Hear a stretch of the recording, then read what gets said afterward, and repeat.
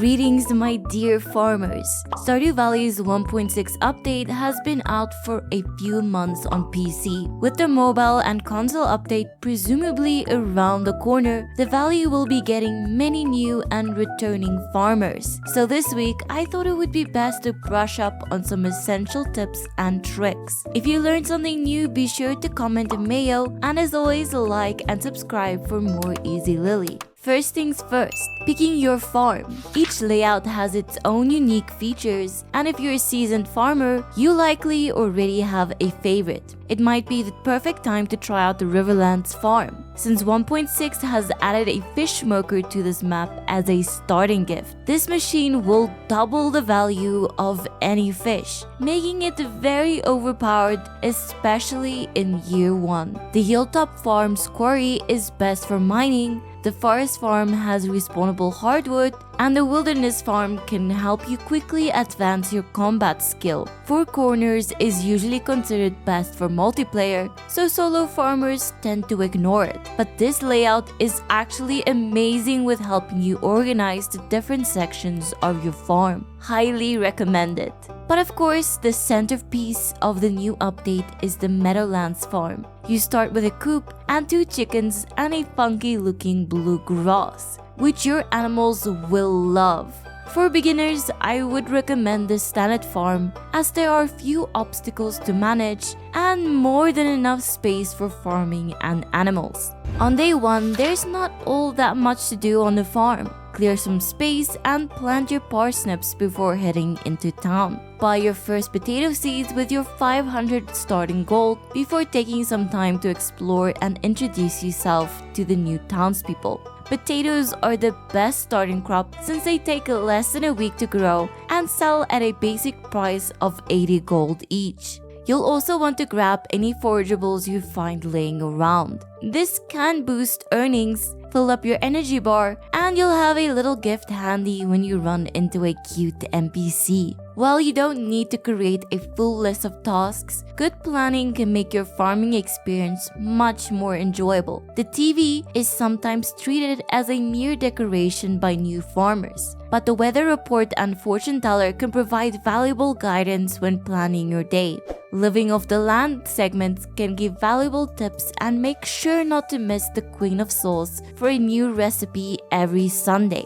It's really worth unlocking these recipes way before you actually get a kitchen. Fishing can be quite tough at the start. It's a good way to earn early money, and when you really get the hang of it, this becomes a reliable source of income. Foraging is pretty good too, so be sure to make a quick pause through the mountains, beach, and forests whenever you pass by them. It may be tempting to sell them all immediately, but be sure to keep some for your first journey into the mines on day 5. Once your potatoes are ready for harvest, you'll want to sell them and buy your second harvest. You can get anything at this point, but make sure your second harvest is ready by the 13th of spring. This is the day of the Egg Festival, where Pierre is selling the best spring crop, strawberries. Save up your foraging and fishing gains to buy these, which go for 100 gold each. Strawberries take 8 days to fully grow and will then give you another harvest every 4 days.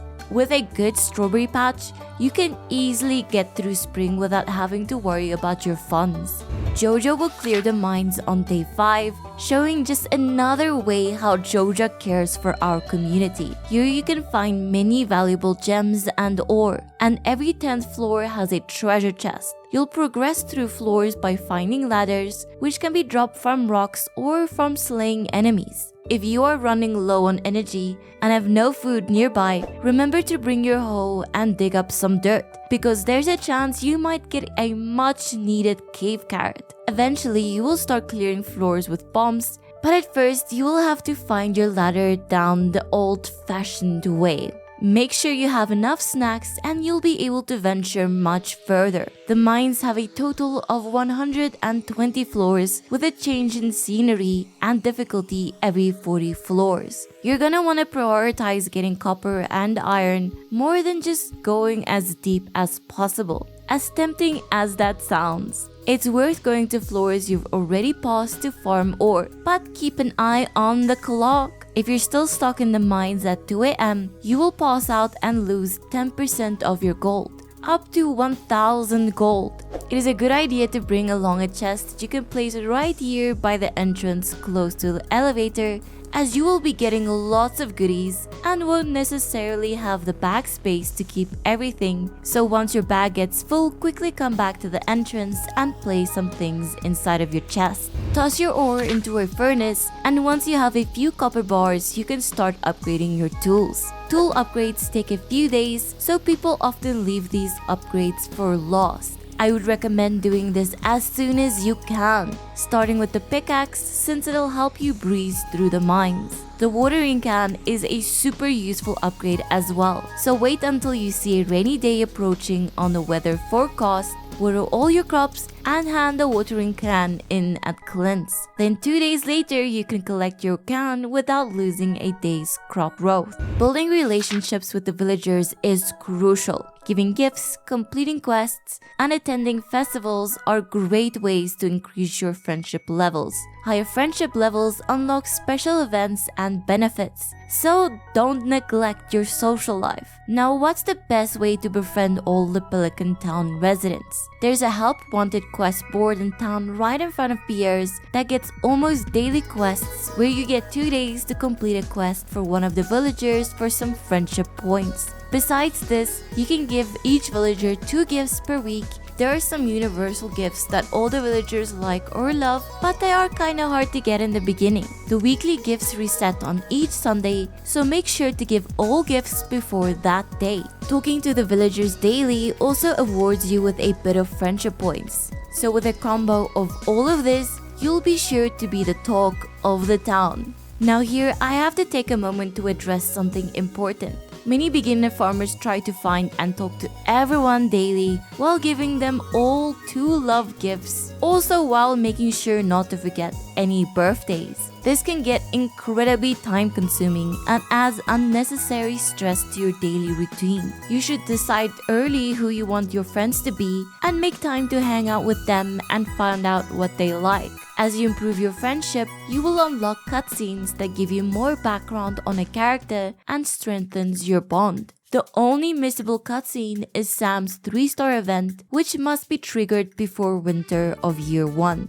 The rest you can do completely at your own pace. Once you reach a total earning of 25,000 gold, we get the most important question in Stardew Valley: Mushroom Cave or Bat Cave? Daddy Demetrius will come and ask the farmer this exact question. So which is actually better in Stardew Valley 1.6? Well, the bats will eat your fruit overnight, and the mushroom cave will grow, well, mushrooms. The cave is great for completing the community center, as you won't have to plant one of each fruit tree to complete your artisanal bundles. Plus, most of the townsfolk love fruit, so you'll be mostly sorted with gifts for your friends. The Mushroom Cave got a major update though. It now comes with a dehydrator completely free. This will give an amazing boost to your cave earnings as it creates valuable dried mushrooms. Just don't take too many. Mushrooms are best used to make life elixirs, so if you're getting destroyed in the mines, this cave might just be the one for you. You unlock the elixir at combat level 2 and it will fully restore your health bar. So to recap, pick the Fruit Bat Cave if you want an easier time befriending villagers and finishing the community center. But pick the Mushroom Cave if you want some healing potions and greater earnings. Throughout some of your strawberry harvest, you'll want to pick up the backpack upgrade from Pierre at some point. Inventory management can get rough, especially when you're trying to keep your mining loot. Put a few chests in front of your house and any other place where you might run out of space. My favorites are just outside of the mines or on the pier. Keep a designated chest on your farm for a few of each crop you grow, some of each fish you catch, and 1 or 2 of each mineral you find. After donating them to the museum, of course. Set yourself small goals and finish them one at a time. This will prevent you from trying to do everything at once and it will allow you to play the game at your own pace. Always keep a hoe on you. There's nothing worse than getting a lucky worm and being unable to dig it up. These spots can hold really valuable and rare loot or artifacts. This one might backfire on me a little. but do try to avoid min-max until you've completed a few years by yourself. That's why this guide is filled with very beginner tips, because the greatest tip of all is to explore the game bit